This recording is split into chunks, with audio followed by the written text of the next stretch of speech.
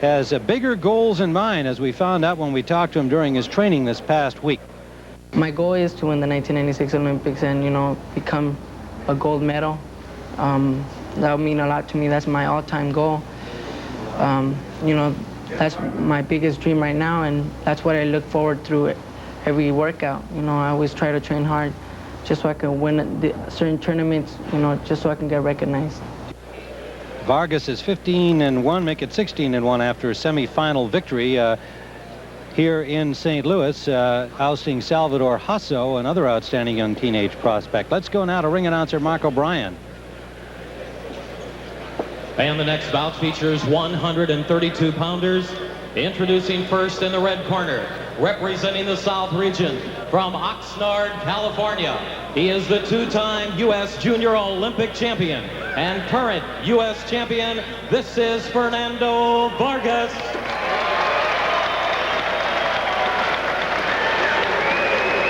And in the blue corner, representing the East region and the U.S. Army, Fort Bragg, North Carolina. He is the defending U.S. Olympic champion, 1994 Armed Forces champion, Darris Biagas.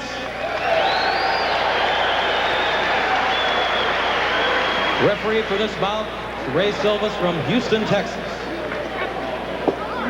Ray Silvas, the referee. Biagas, the 1994 Armed Forces champion who won the U.S. Olympic Festival competition a year ago. He is 25 years of age at 5'9", a reach of 69 inches, and obviously a little taller, a little longer reach than Vargas, the 16-year-old, youngest ever U.S. national champion. In fact, still too young to compete in international competition.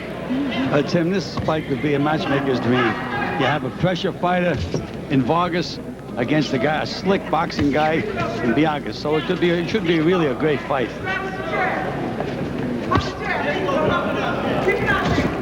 Biagas in the semifinal showed a lot of lateral movement and a lot of left hands. That's usually very effective in amateur boxing. He defeated Joe Federico in his semifinal match, while Vargas ousted Salvador Hasso, as we mentioned, and an 18-year-old, very good-looking prospect himself. Hasso, 25-year-old Biagas from Lattell, Louisiana, in the Army at Fort Bragg. Vargas, a surprisingly mature, very poised young man at age 16, both in and out of the ring. Said he was watching amateur boxing on television a few years back, didn't realize that there were fighters in the amateurs. He thought everything began and ended with the Mike Tysons of the world. He went right down to the gym, got himself started, fell in love with the sport, now has his younger brother in it. And we've got an injury here to Biagas. Not sure what happened there, Gil. Looks like his shoulder.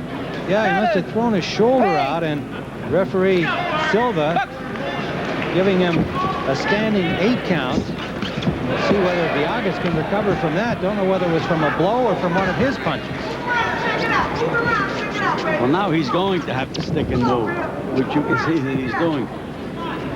We're in the first round of the scheduled 3-rounder. Good concentration by Vargas. And Tim, for a 16-year-old kid, Vargas has a mature body.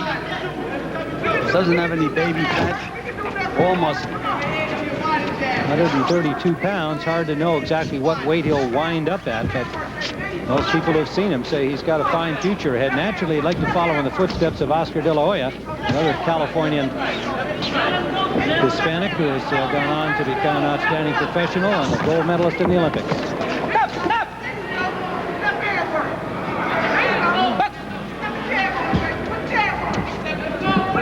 A minute to go in the first round, and Biagas appears to have recovered from whatever that injury to his arm or shoulder was. But so far, Tim, he's only been using his left hand. Since there's that right hand, now he's throwing both hands. Vargas acknowledged it, a little shake of his head. Oh, good combination by Vargas there, backing up Biagas. Biagas ties him up. Under the 30-second mark, we are in round 1. Vargas in green, Biagas in blue. And Tim, Biagas is making a mistake. He's trying to punch and get out of the way at the same time. You can't do both. Managed to avoid 2 shots there from Vargas, but as you say, you can't do both. Little redness under the left eye of Biagas. Final seconds, round 1. Well, going back to Biagas' corner, there seems to be no evidence of that rather strange injury that occurred earlier in the round. Let's see if they talk about it here in the corner. You not want to be able to get him with a first jab. First jab, you're not going to get him, so double up with it. The first jab, what he's doing, he's reaching for the block. Okay, he's trying to reach for the block, come back with the second one. Okay, so you can catch him, okay? When you throw your right hand, make it short. Make it short right hand and move again. Okay? Remember, you got to move your jab. You got to keep him off balance. Let him get set. Just keep jabbing. Okay? Yeah, you're doing good. You're doing good. But we got to do a little better, okay? You to your right. You to your right. You got to do better. You keep moving. You keep moving. Okay? You're not going to catch him with the first jab. Okay, but he's reaching for the jab. Every time you jab him, he's reaching for it, so come back with the second one. Okay? And when you throw your right hand, make it short. Make it short right hand. Okay? Just keep moving. Just keep moving. Keep boxing. Well, here's a look back at what happened to Biagas here in the first round. Well, we'd like to tell you what happened. It's just hard to say. He did carry on, but seemed to be favoring his shoulder and his arm. Just a very strange kind of an injury. Apparently he's all right. With his trainer about it between rounds, and we're into round 2. And Tim, Biagas' trainer gave him very good advice between rounds. I had mentioned that he was short with his jab. That's what I meant by saying trying to punch and get out of the way at the same time. He's not landing the punch. So his trainer told him to double up the jab, get the second one in there. See, he's throwing one jab and trying to pull back. He's not punching through the punch. Vargas just holds his ground. He stays right there, trying to find openings for his punches. And caution from referee Ray Silvis in the crowd here. Probably a lot of them not so familiar with the amateur rules. They're used to watching the pros, and there are a lot of cautions for a lot of infractions under the amateur rules. That was for a holding violation. A good flurry by both boxers that time. But see Vargas just come immediately right back to the fray and get himself into position.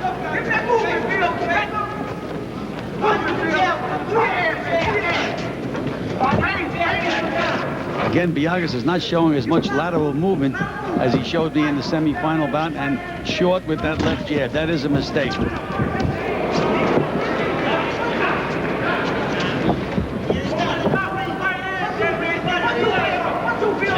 Vargas in green, Biagas in blue, 132-pound championship at stake. Most of the U.S. national champions of 1994 are preparing for the Goodwill Games and for a World Cup boxing event. But Vargas, who would be there, simply isn't old enough for that international competition. So he's here trying to add the U.S. Olympic Festival title to his string.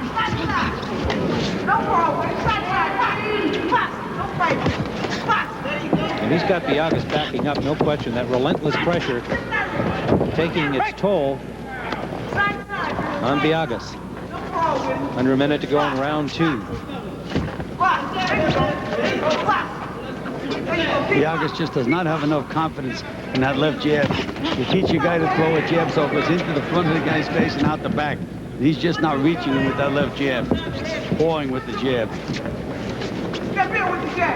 Again, remember, scoring punches are what wins in this amateur competition. Scoring punches are scored by the white part of that glove, the knuckle, in other words. They can be head or body. They can be a jab or a knockdown punch. They all count the same and are totaled up for 3 rounds by electronic means. And Biagas kind of jumped in, and Vargas just stood there, and as he caught him, he just threw him down. So he's got some strength, this 16-year-old.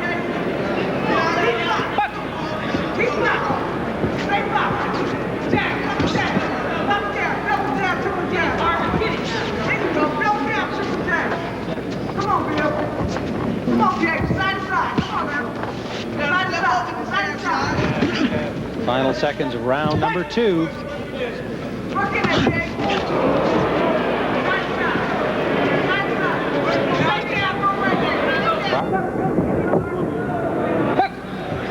Round number 3, Fernando Vargas in green, Darris Biagas in blue. 25-year-old Army officer from Fort Bragg, North Carolina, the Armed Forces champion. And Fernando Vargas, the 16-year-old prodigy from Oxnard, California, student at Channel Island High School in Oxnard, and his coach Eduardo Garcia from the La Colonia Boxing Club, working in the corner with him here at the Olympic Festival. No let up from Vargas in round number 3. But what it is, he got Biagas' respect very, very early, and Biagas just is not finishing off his punches.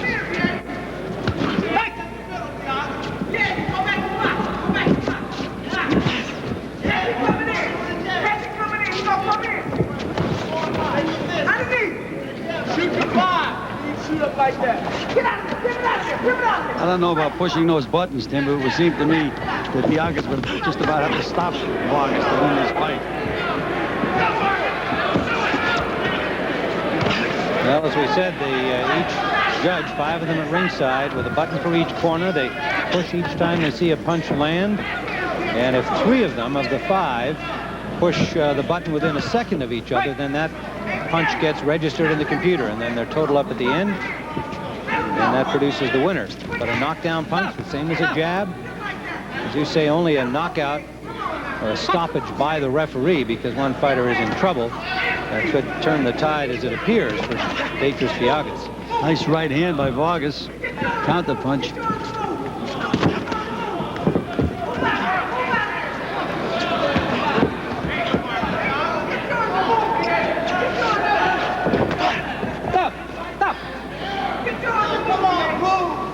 Caution to Biagas for reaching in with his head there, creating a possible butt situation. They're very cautious about the use of the head in amateur boxing. Sometimes you'll see it called if they bend down too low and get below the waist. Trying to work their way in, and they'll be cautioned for that.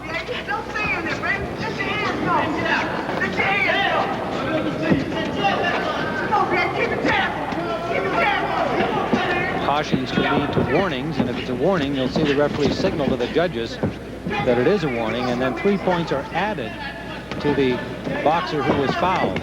Oh, big combination by Vargas, knocking the head of Biagas. Under 30 seconds to go in the bout. The 16-year-old U.S. champion appears to be in command.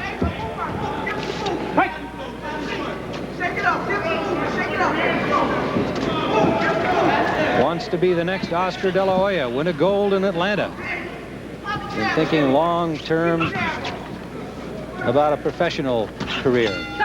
That's it. A 132-pound championship match. Well, Gil, while we wait the decision, let's go back and watch Vargas in action in round 3.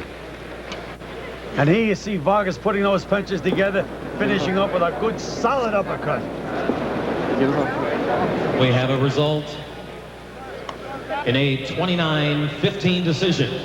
Your 94 Olympic Festival champion in the red corner from Oxnard, California, Fernando Vargas. Well, you've had a look at one of the U.S. national champions adding the festival title to his credit. And in tomorrow